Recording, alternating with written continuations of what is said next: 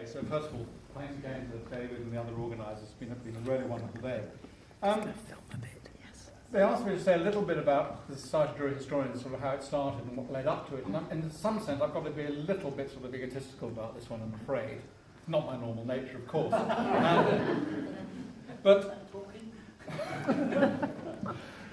some of those of you when I was talking this morning will remember that I said that sort of there were these books that my great-grandfather sort of handed down that came to me. And they sort of set me off.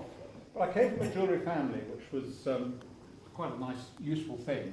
And in fact, the first time I put a piece of Greek gold under magnification, I was the age of 13.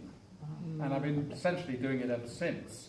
Not the same piece of Greek, but moving on, looking at things.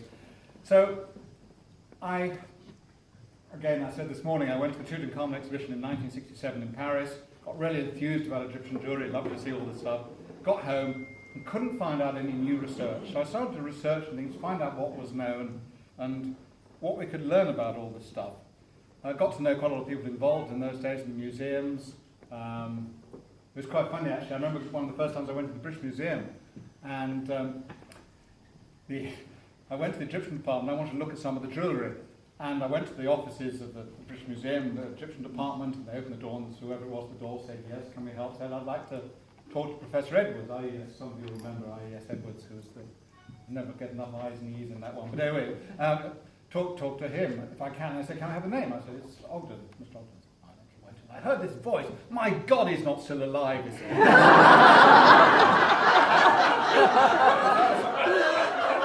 Which was, I didn't remember my great-grandfather, but anyway, Reynolds Higgins, of course, and people like that. Anyway, it's interesting because sometime about here in 1976, when I sort of get into this whole history, and one of the problems was people weren't talking to each other in this sort of jewellery history world. Whether there were people working in museum laboratories and there were people in museum curators and things. There seemed to be a lack of dialogue. And the thing I talked about this morning, and I think again it's probably upset some, is this sort of divide between the people who look at the techniques and the people who imagine themselves wearing it. There's a sort of gap.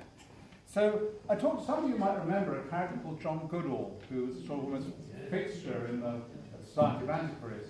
And when he wasn't a fixture in the Society of Antiquaries, he was a fixture in the gallery I had at the time. He used to come and have a chat and a cup of tea, and that basically chat, well, they went on quite a while. Those who know him will know this.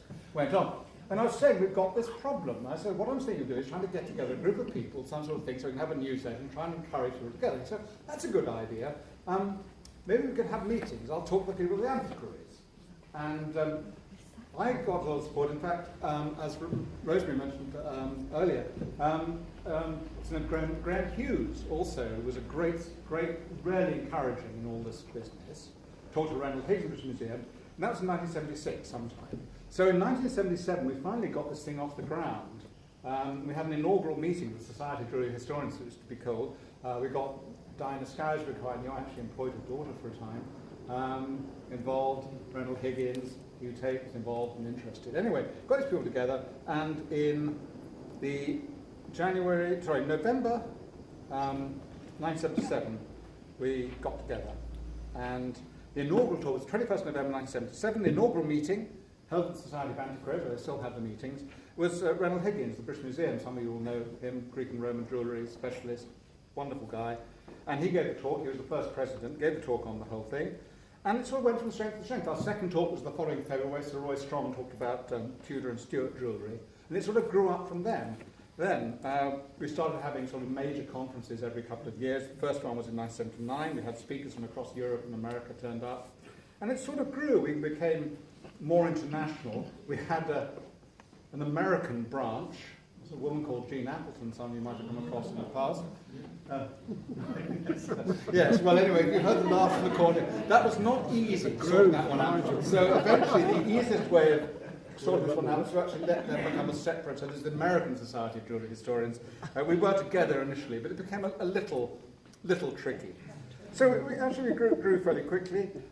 Milestone 1981, first time we produced a newsletter on a computer. It doesn't seem anything these days, does it? For 1981, it was ahead of most people.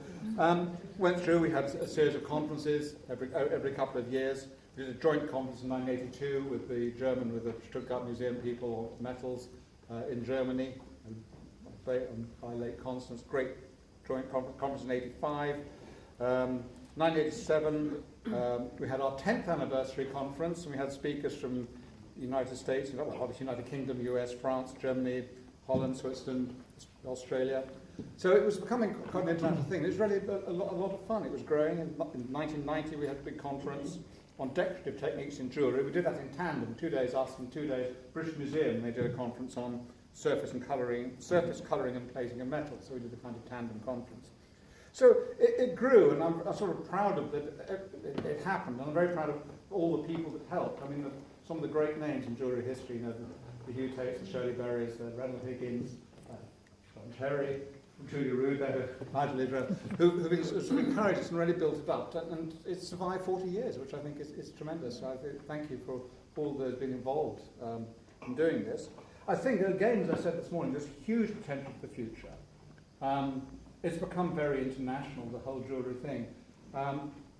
Tomorrow I'm going to Paris for the opening of the Altani exhibition of mobile jewellery, and the guy I'm taking for my guest is a guy I'm doing some work with who's founded the Museum of Jewellery in Shanghai. So, you know, it has become a very international thing, and there's a growth. I mean, that now you couldn't mention antique jewellery in China a few years ago. It's all connected with dead people and didn't have anything to do with it. Now it's becoming interesting. So there's a huge potential for growth, and the Sajo was there, and it can really help us. It might not want to desperately get involved in these other countries in a huge way, but it acts as a kind of maybe a figurehead, and certainly as a beacon and a way forward. So the Sajo jewellery historians started to bring people together, people who like jewellery right through from Bronze Age to even contemporary jewellery, and bring them all together so they can share knowledge and share understandings. I mean, I've been at conferences that we've done in the past where you have somebody who'll talk about Bronze Age engraving, and then somebody stands up and says, well, I actually do engraving as a living. And I would disagree. And because it's this sort of dissemination, this sharing of ideas, which is the whole purpose of the society. And that's what it can stay, how it can grow, and I think there's huge potential. And congratulations on 40 years. Congratulations for David for being brave enough to take over from Nigel. I was going to say someone had to do it. So anyway, thank you very much for coming. And it's lovely to see how it's grown. I think it's worth saying, Jack, that every year, as far back as I can remember, one of the Society of Jewellery's historian speakers has been a modern living jeweller. Which I think makes the connection today with the association with contemporary jewellery. Good. Yeah, Very valid. Anyway, thank you very much indeed.